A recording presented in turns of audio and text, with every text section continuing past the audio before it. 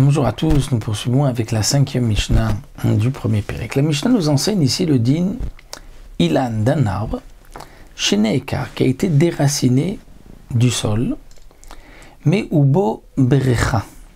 Il y a une Brecha. Que signifie une Brecha? Les Avrich, c'était, nous l'avons vu, c'est prendre une branche d'un arbre. Comme c'était l'habitude à l'époque, on prend une branche d'un arbre, on va la plier, la mettre sous la terre et la faire sortir un peu plus loin. À l'endroit où cette branche se trouve donc sous terre, avec le temps, il va y avoir des racines qui vont se faire sous la terre. Et donc, ce qui pousse, ce qui sort de l'autre côté, va être un nouvel arbre. Ensuite, on va couper cette branche de son attache avec le premier arbre et nous allons obtenir donc un nouvel arbre à côté qui n'est pas rattaché au premier, puisque cet arbre-là vit de ses racines qui se sont faites lorsque la branche était sous terre. Donc là, nous avons un arbre et nous avons mis une branche sous terre et cette branche a pris racine et donc ce qui continue de pousser va pousser de cet endroit-là. Mais l'arbre, le premier, lui, a été déraciné par le vent ou par toute autre chose. Il est donc maintenant rattaché au sol par sa branche qui se trouve donc en partie sous terre, qui a pris racine et qui est sortie même plus loin. Veu chaya mimena. Et cet arbre-là vit de cette branche, puisque maintenant il a été déraciné, il n'a plus de racines, mais il vit de cette branche-là. Alors quel est le din de cet arbre-là maintenant qu'il est déraciné? Le Barthénora nous précise que le din de Orla, tant que cette branche était rattachée à l'arbre, même si c'est vrai que au milieu cette branche a pris racine et qu'elle peut aussi puiser de la terre, les fruits qui poussent de cette branche-là n'ont pas d'obligation de Orla, parce que cette branche est encore rattachée à un arbre qui lui a déjà passé les 3 années de Orla. Mais dans le cas de la Mishnah, où cet arbre a été déraciné, donc maintenant il ne vit que par cette branche qui a pris racine sous terre, eh bien là, l'arbre va maintenant prendre le statut de cette branche, et les deux, donc aussi bien l'arbre qui a déjà passé les 3 années et cette branche-là, c'est comme si on les a plantés, dit le Barthénora, maintenant, et on va compter 3 années à partir de maintenant, à partir du moment où l'arbre a été déraciné. La Mishnah continue, Hivricha shana achar shana. Nous avons un arbre où on a mis une branche sous terre la première année, on l'a fait sortir un peu plus loin. Là où la branche se trouvait sous terre, elle a pris racine, mais on ne l'a pas détachée de l'arbre. De cette branche qui est sortie un peu plus loin, donc un nouvel arbre, on a pris par la suite, l'année d'après, aussi une branche qu'on a mise sous terre, et on a fait sortir un peu plus loin et qui a pris racine. Et ainsi de suite, on a continué donc plusieurs fois. Hivricha shana achar shana. Donc année après année, on a pris une branche qu'on a mise sous terre, et à chaque fois donc de la branche qui avait été mise sous terre, qui était sortie. Venif seka. Et donc, un peu plus tard, après quelques années, on a coupé le lien avec l'arbre au début. C'est-à-dire la première branche a été coupée. Eh bien là, moné misha shenif seka. On va compter à partir du moment où on a détaché la première branche de l'arbre. On comptera pour toutes les autres branches, tous les arbres qui sortent, on comptera donc maintenant les 3 années de Orla, à partir du moment où on a coupé la première branche. La Mishnah continue. Sipuk agefanim vesipuk algabe sipuk. Comme nous explique le Barthénora, on avait l'habitude, donc ceux qui travaillaient la terre avaient l'habitude de prendre une branche d'une vigne, une longue branche d'une vigne, et l'amener vers une vigne qui se trouvait un peu plus loin. Et on allait greffer cette branche dans la vigne. Ça, c'est sipuk. Et on est dispensé de orla. C'est-à-dire que bien que, dit le Barthénora, c'est marqué que lorsqu'on va planter notéa, ou mavrir, c'est faire sortir une branche, ou bien marquive, greffer, il y a une obligation de orla, ça c'est lorsqu'on a coupé la branche de la première vigne, ou on a coupé la branche qui est sous terre de l'arbre, comme nous l'avons expliqué. Et ensuite, on a donc greffé, ou on a mis sous terre. Mais si on a greffé alors que la branche est encore rattachée à la première vigne,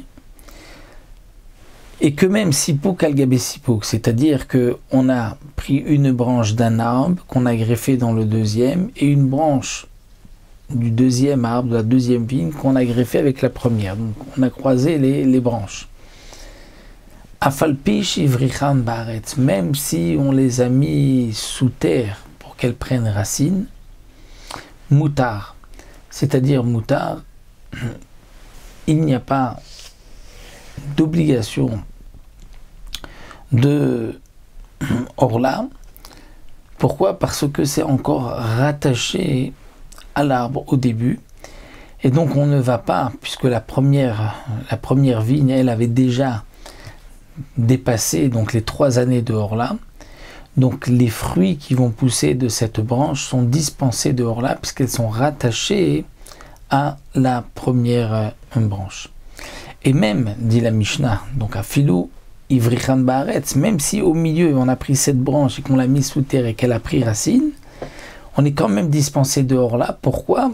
Parce qu'elle est rattachée à la première. On ne dira pas que le fait de l'avoir mise sous terre va annuler le lien qui était avec la vigne, comme nous l'avons vu jusque-là. Mais Rabbi Meir Omer, mais comme chez Kocha il a fait moutar, mais comme chez Kochara assour.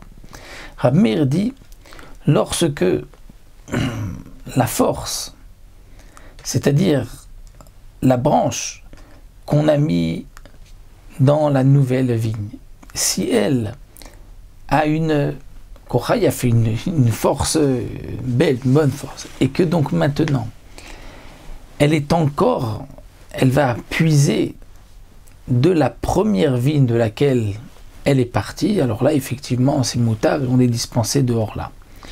Mais sinon, si elle n'a pas cette force de prendre donc du premier arbre, c'est-à-dire que pour Rabbi Meir, cette branche,